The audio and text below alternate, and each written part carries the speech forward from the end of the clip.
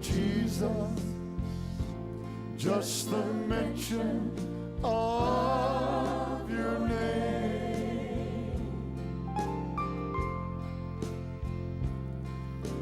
Flowers grow, the desert blooms again. In 1982, Newsweek crowned him the King of Honky Tonk Heaven. By 1987, Jimmy Swaggart stood as America's most beloved televangelist, preaching to 2.1 million viewers from his Baton Rouge pulpit. His fiery sermons reverberate with the Christian right, granting him unprecedented access to Ronald Reagan's White House and spreading his ministry worldwide. Swaggart's power seemed unshakable, but trials of human weakness and confirmed controversies soon marked his ministry. Just recently, the most devastating news about the powerful evangelist just dropped. Joined us to discover this disturbing news and the rarely known facts about this preacher. Birth and early life. Before we reveal more details, learning about his early life and ministry will help us understand better. Keep watching as we are set to start from the beginning of it all. In the small, dusty town of Faraday, Louisiana, where electricity was a luxury and paved roads were a dream, Jimmy Swaggart's path to the pulpit began. His father, Willie Leon's son Swaggart, was a fiddler who once worked for a bootlegger, but repented and found a new calling within the Assemblies of God. This Pentecostal sect, emphasizing speaking in tongues and fiery displays of faith, soon enraptured young Jimmy's world. His mother, Minnie Bell, sang in the church choir, and music pulsed through the Swaggart bloodline. His cousins, rock and country icons Jerry Lee Lewis and Mickey Gilley, found fame in the secular world, but Jimmy resolutely turned his talents toward the sacred. By age 9, Swaggart claimed to have spoken in tongues, an early sign of his deep connection to Pentecostalism. When his father founded a church in Faraday, Swaggart was ready. He fueled the congregation's passion with his hands on the piano keys. In 1952, he married Frances Anderson, a devoted partner who would stand by his side as he pursued his ministry. Unlike many of his peers in the booming world of evangelism, Swaggart's preaching stayed true to his roots. His sermons, delivered from the back of a flatbed trailer in rural Louisiana, were unapologetically old-fashioned. He evoked the spirit of Billy Sunday and the Great Tent Revivals, urging his audiences to embrace old-time religion. With piano chords rolling and hands clapping, he commanded attention as he condemned everything from Hollywood's glamour to secular music, from science to the modern world. Swaggart began sharing his musical talents beyond the church, singing Southern gospel songs at various congregations.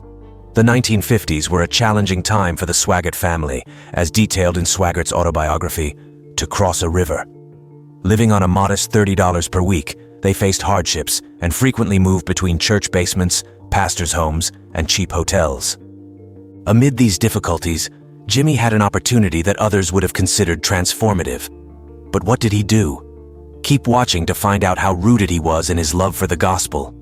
Sam Phillips, the famous producer at Sun Records, wanted to expand into gospel music. Since Jerry Lee Lewis, Swaggart's cousin, was already successful with Sun Records, Phillips also saw potential in Swaggart. He offered Swaggart a chance to join the label, promising financial stability and a significant salary. However, Swaggart made a crucial decision that would shape his future. Despite the allure of fame and financial security, he turned down Phillips's offer. Swaggart felt a strong calling to preach the gospel rather than pursue a music career.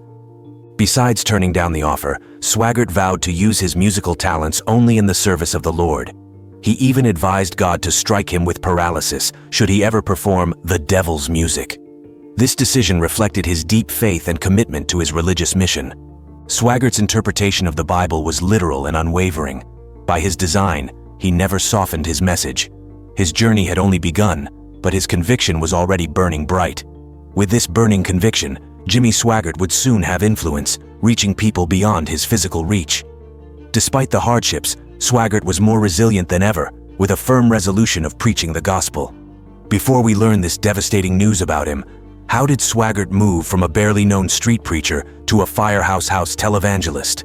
Join us as we look at his early career. Ministerial career.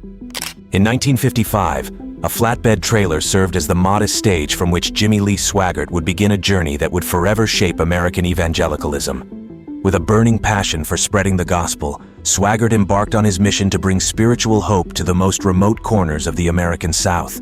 His early travels were not glamorous, but steeped in driving from one small town to the next, delivering sermons under the open sky. Yet his message resonated deeply with those hungry for salvation. Swaggart's fervent preaching style, marked by his fiery delivery and genuine connection with his audiences, quickly earned him a reputation as a captivating speaker. He didn't need grand stages or sophisticated sound systems. All that mattered was the raw power of his voice and conviction. By the time the 1960s arrived, Swaggart had already built a loyal following, and he saw an opportunity to extend his reach through music. The year 1960 was a defining year for Swaggart, who ventured into gospel music, recording songs that spoke to the soul. His music, infused with the same energy as his sermons, touched the hearts of those seeking spiritual solace. These records became vital to his ministry, further announcing his presence in the Christian community. Recognizing the power of mass media, Swaggart began broadcasting his sermons on Christian radio. This was no small feat for a traveling preacher. It was a strategic move that set the stage for his rise to prominence. Once confined to small towns, his voice reached listeners far beyond Louisiana. By the time he was 23, Jimmy Swaggart was a familiar face on the gospel preaching circuit, traveling alongside his wife Frances and their young son Donnie. While his humble beginnings involved fiery sermons in rural communities, Swaggart's ambitions reached far beyond the flatbed trailers of his early days. By 1964, with his unique ability to blend entertainment and evangelism, Swaggart earned his ordination from the Assemblies of God, signaling a new chapter in his ministry. In 1971, Swaggart launched his first weekly television program in Baton Rouge. Initially aired on local stations, the show quickly gained traction with its passionate sermons and music that touched the hearts of many. "We didn't have much when we started, just faith and a message," Swaggart recalled in a rare interview with Christian Life Weekly in 1975. "But that's all we needed." His early success led him to cities where his crusades drew larger audiences. With a natural flair for music, he recorded gospel albums that found great success. By the late 70s, Swaggart had sold over 15 million records, securing his position as one of the top gospel musicians of his time. But the young preacher had his eyes set on an even larger platform. Recognizing the power of media, Swaggart expanded his ministry by acquiring WLUX, a local amplitude modulation radio station. This allowed him to reach a broader audience with Christian features and gospel music. In 1973, Jimmy Swaggart, already known for his energetic sermons, approached television producers in Nashville with a bold idea. Swaggart proposed a program that blended music, a brief sermon, and discussions about his ministry's current projects. Producers, impressed by his charisma, agreed. Within weeks, the Jimmy Swaggart telecast aired across the United States, captivating viewers with its blend of spiritual passion and musical talent. By 1975, Swaggart's presence on television had grown, reaching more stations nationwide. In an interview with Nashville Broadcast Journal in 1978, Swaggart recalled, "Television opened a door we couldn't have imagined." That same year, his weekly program expanded to a full hour, and by 1980, he had launched a daily show featuring Bible studies and gospel music. This brought him unprecedented success, and by 1983, Swaggart's message had reached over 250 stations, extending his ministry to major cities. His ability to merge faith with the emerging media landscape transformed him into a household name, setting the stage for his vast televangelism empire. What about his personal life? Let's get to know that before we reveal the devastating news. Personal life and net worth. Since October 10, 1952, Jimmy Swaggart has shared his life and ministry with Frances Swaggart, born Frances Anderson. Frances, born on August 9, 1937, became Jimmy's wife and his steadfast partner in their evangelical mission.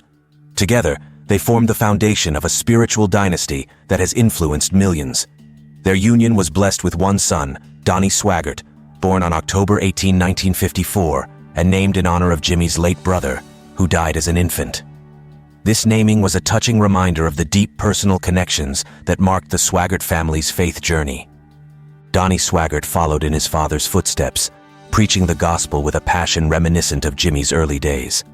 In a candid interview with Faith and Family Chronicles, Donnie revealed, "Growing up in a home where ministry wasn't just an occupation but a calling, it felt natural to step into the pulpit.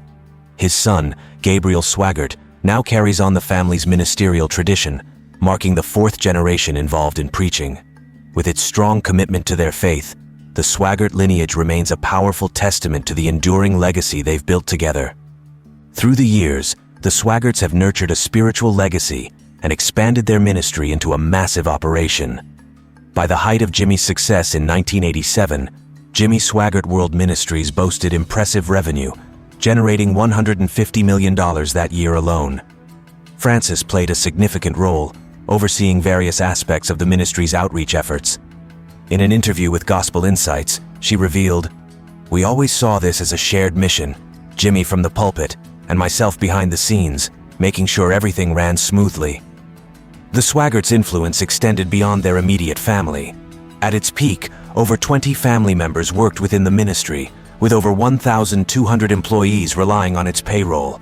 Despite the controversies that later impacted his ministry, Jimmy Swaggart's legacy, rooted in his faith and personal family values, endures through his descendants. This unwavering commitment to their calling continues to inspire followers worldwide. What are the controversies that later marked his career? Keep watching to find out where it all began. Faith, politics, and Mozambique's civil war.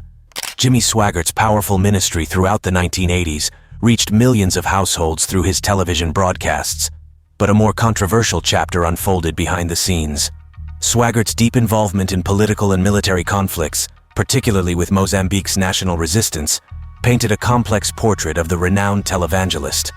Renamo, a guerrilla organization, was deeply involved in Mozambique's brutal 15-year civil war and was widely accused of committing war crimes.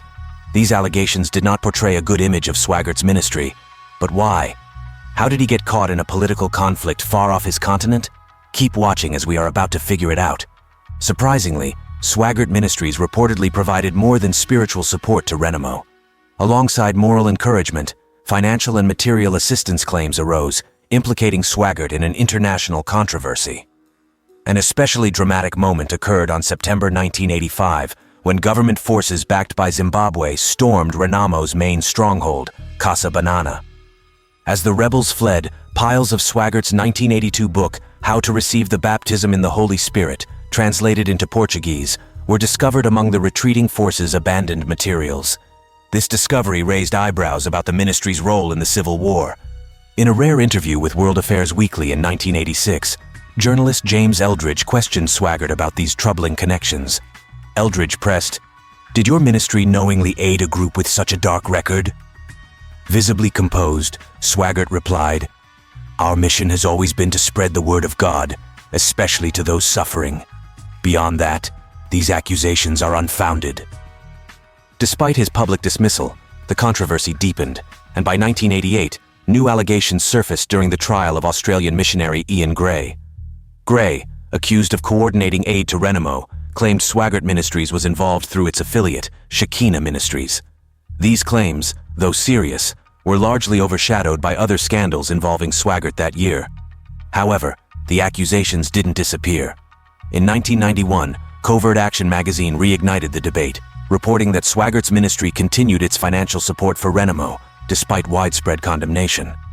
The Zimbabwean government echoed similar accusations, and these allegations did not portray a good image of Swaggart's once flourishing empire. For many, Swaggart's involvement with Renamo contradicted the messages of peace and compassion he preached on television. Critics found it difficult to reconcile the televangelist's moral oratory with his alleged political entanglements. Despite the mounting controversy, Swaggart's personal and family life remained central to his identity. His wife Frances and son Donnie supported his ministry. In a heartfelt interview in The Evangelist, Donnie shared, "Dad's mission has always been to spread the gospel, no matter the obstacles. As a family, we stand behind that mission." While the Renamo allegations created lasting ripples, Swaggart's extensive media presence ensured his continued influence within the evangelical world, a complicated figure straddling faith, politics, and controversy. The political conflict was insufficient to pull down his reputation, as some believed his materials and support were meant to help convert the guerrilla fighters to Christ. However, he found himself in another controversy, threatening to shatter everything he had ever worked for. What was it this time? Did he give another support to a warring tribe? The late century is known for wars that reshaped humanity. Keep watching as we are about to find this out together. A bitter rivalry and scandal. The meteoric rise of Jimmy Swaggart in the evangelical world came crashing down in the late 1980s, not because of the pressures of his ministry, but due to a bitter feud with fellow preacher Marvin Gorman. In 1986, Swaggart accused Gorman, a minister with the Assemblies of God, of infidelity, a charge that would have devastating consequences for both men. What started as a moral crusade by Swaggart quickly spiraled into a battle of revenge, with lasting impacts on both their careers. In the fallout of Swaggart's accusations, Gorman was stripped of his ministerial position and excommunicated from the Assemblies of God. Humiliated and disgraced, Gorman sought justice in the courts, filing a lawsuit against Swaggart for defamation and conspiracy. The trial that followed was a legal spectacle. Gorman was initially awarded a staggering $10 million, though the settlement was eventually reduced to $1.75 million. However, this legal victory was not enough for Gorman, who saw the suit as the first step in his quest for vengeance. What did he do next? Keep watching to find out how the pursuit of revenge dismantled the public image of Jimmy Swaggart. With a determination fueled by his downfall, Gorman enlisted his son Randy and son-in-law Garland Bilbo to investigate Swaggart's private life. Their mission was simple: to catch Swaggart in the act of the very same transgressions he had accused Gorman of. After weeks of surveillance, they found their opportunity at the Travel Inn on Airline Highway in Metairie, Louisiana. It was here, in a seedy motel room, that Gorman's operatives caught Swaggart in the company of Deborah Murphy, a local prostitute. Armed with this incriminating evidence, Gorman personally confronted Swaggart, setting off a chain of events that would forever alter the evangelical landscape. In a 1990 interview with the Religious Dispatch, Gorman reflected, "I didn't want to destroy him, but he needed to be held accountable. He had cast the first stone." What followed was a scandal that rocked the evangelical community to its core. Gorman demanded that Swaggart make a public apology, not only for his actions, but also for the false accusations against him. Swaggart initially agreed, recognizing his precarious position. However, when the time came to make the promised apology, Swaggart remained silent, ignoring Gorman's demands. Frustrated by his silence, Gorman escalated the situation, leaking the details of Swaggart's affair to James Hamill, a leader within the Assemblies of God. The news of Swaggart's indiscretion quickly spread, reaching the wider public by February 16, 1988. With the public now aware of the televangelist's secret life, Swaggart's carefully cultivated image began to unravel. The scandal intensified when doubts arose about Murphy's credibility. She had failed a polygraph test administered by a New York City police specialist, adding more fascination and interest to an already scandalous situation. Nevertheless, the damage was done, and the following media frenzy intensified Swaggart's fall from grace. What began as a moral feud between two preachers ended as one of the most infamous scandals in modern evangelical history, leaving a lasting mark on Jimmy Swaggart's and Marvin Gorman's careers. But how did Jimmy Swaggart respond? Did he deny the allegations? Keep watching to know what became of him. The tearful confession. On February 21, 1988, millions of television viewers watched as Jimmy Swaggart, once the towering figure of American televangelism, stood before his congregation, his face streaked with tears. His voice trembled as he delivered the famous words, "I have sinned against you, my Lord." At that moment, he offered no details about his transgressions, only a heart-wrenching appeal for divine forgiveness. "Let your precious blood wash away every stain," Swaggart pleaded, his emotional breakdown captivating his audience. The emotional prayer for redemption resonated and marked the beginning of his downward spiral. The Assemblies of God, the denomination to which Swaggart belonged, initially issued a 3-month suspension following his confession. However, as public pressure mounted and internal deliberations ensued, the church extended his suspension to 2 years, their standard punishment for immorality. Despite Swaggart's tearful appeal, many within the church hierarchy remained unconvinced of his repentance. Speaking to the Evangelical Tribune in 1990, one Assemblies of God insider remarked, "It wasn't just the tears we were looking for. We needed genuine submission to the church's authority, and we didn't see that in Jimmy." Swaggart decided to break away from the Assemblies of God, feeling increasingly cornered. When the denomination moved to defrock him, Stripping away his ministerial license, Swaggart sought independence. He established his non-denominational ministry, forging a new path, allowing him to continue preaching without oversight. Though his confession had moved many, the scandal continued to stain his image. Viewers, who once tuned in religiously, began to drift away. Revenue for his ministry plummeted, leaving Swaggart to rebuild a fractured empire. His plea for mercy may have been powerful, but the consequences of his actions were inescapable. Jimmy Swaggart's tearful confession will forever be remembered as a pivotal moment in American televangelism, symbolizing both the fallibility of spiritual leaders and the fragility of public trust. But while trying to rebuild his public image, Swaggart fell again. What did he do this time? Keep watching because we are close to the devastating news. The second fall.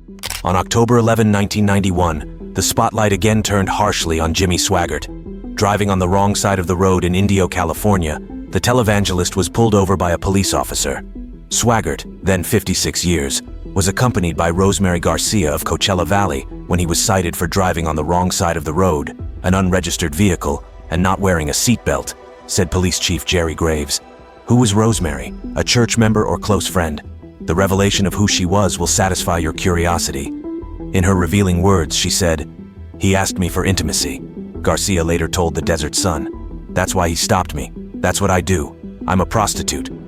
Her blunt admission shattered the illusion that Swaggart's earlier scandal had been a one-time moral lapse. Just a few years before, in 1988, Swaggart had publicly confessed his sins in an emotional, tear-filled speech. His admission drew millions of viewers, some moved by his apparent vulnerability. But this time, Swaggart's response was far less contrite. Standing before his congregation at the Family Worship Center, he dismissed the controversy with a bold statement. "The Lord told me it's flat none of your business." His defiance shocked many, especially those who had hoped for another public confession and plea for forgiveness. Reverend Rafael Martinez, a critic of Swaggart's ministry, told the Christian Herald, "This refusal to be accountable isn't surprising.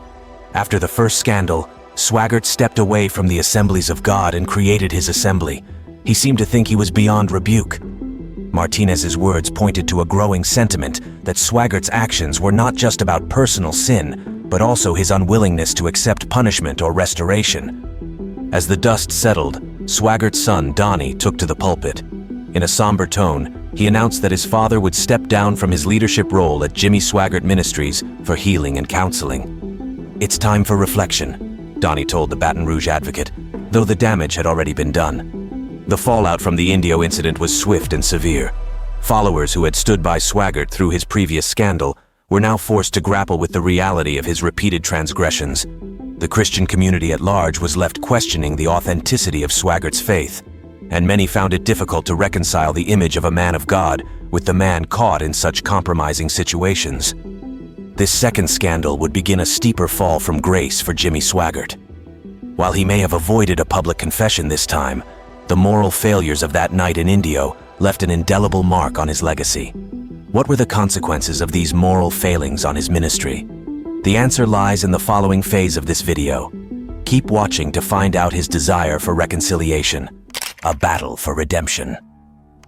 Amid Swaggart's scandals, Swaggart's wife, Frances, sent a desperate plea to the ministry's contributors.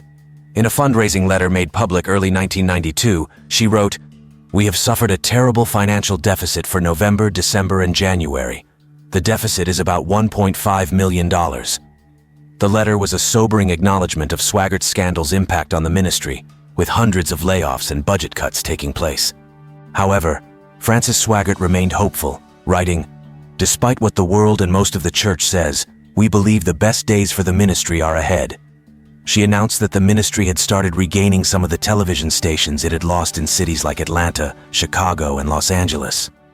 According to her, Jimmy Swaggart himself had experienced a new sense of faith, writing to supporters in January, "The spirit of darkness that was trying to destroy me has simply vanished."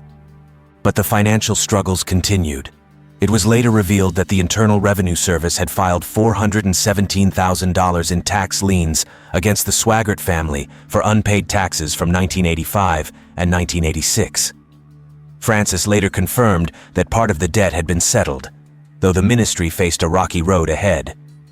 For Jimmy Swaggart, the journey toward redemption was far from over. The scandals had tarnished his reputation and threatened the very foundation of the ministry he had built. While some followers stayed loyal, others were left grappling with the preacher's moral failings and the uncertain future of his once powerful gospel empire.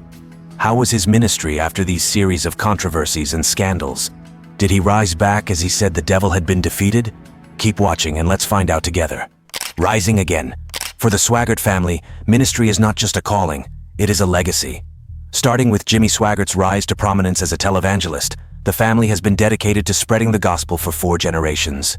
His son, Donnie Swaggart, took up the mantle, following in his father's footsteps to preach the word of God. Donnie's son, Gabriel Swaggart, has continued the tradition, leading the youth ministry at Family Worship Center, known as Crossfire. Together, they represent a remarkable continuity of faith and devotion, each playing a role in the ministry's growth. By 2007, Jimmy Swaggart Ministries had established a vast network of outreach programs. The Family Worship Center in Baton Rouge, Louisiana, serves as the heart of the ministry, hosting believers for worship services and spiritual discussions. Beyond the church's walls, the ministry expanded its reach through television and radio, with programs like the Jimmy Swaggart Telecast and A Study in the Word airing on the Sun Life Broadcasting Network. Sun Life Broadcasting Network operates 24 hours a day, broadcasting live services, Bible studies, and motivational messages worldwide. Frances Swaggart contributes with her show, Frances and Friends, offering a platform for believers to engage in discussion and connect with their faith. The Swaggart family's commitment to their ministry has never wavered through years of hardship and triumph. Their ability to adapt, grow, and serve has ensured that the message of faith continues to touch lives across the globe. This legacy of service, spanning generations, demonstrates a robust continuity of devotion to God and ministry. Now is the time to drop the bombshell. What is the recent news about Swaggart? Did he pass on, or is he still alive? Keep watching as we are about to find out if the rumors are true. False death report. On July 6, 2023, YouTube exploded with rumors that televangelist Jimmy Swaggart had passed away from blood cancer. The most watched now deleted video, titled 5 Minutes Ago, the family announced the sad news about Jimmy Swaggart. Farewell in tears, claimed Swaggart had died on June 13, 2023. With dramatic music and somber visuals, the video convinced many that the news was true. But was it? Further research found similar videos, some even posted in April 2023, with the same titles and thumbnails. None, however, provided real evidence of Swaggart's supposed passing. Even more telling, on July 17, 2023, the same day this fact check was published, Jimmy Swaggart's Instagram account posted a request for donations to Sun Life Broadcasting Network. He was alive and continuing his ministry work. At the time of this video, no credible news outlets confirmed his death. Now in his late 80s, Swaggart still broadcasts the Jimmy Swaggart Telecast and A Study in the Word to audiences across 78 United States channels and over 100 countries.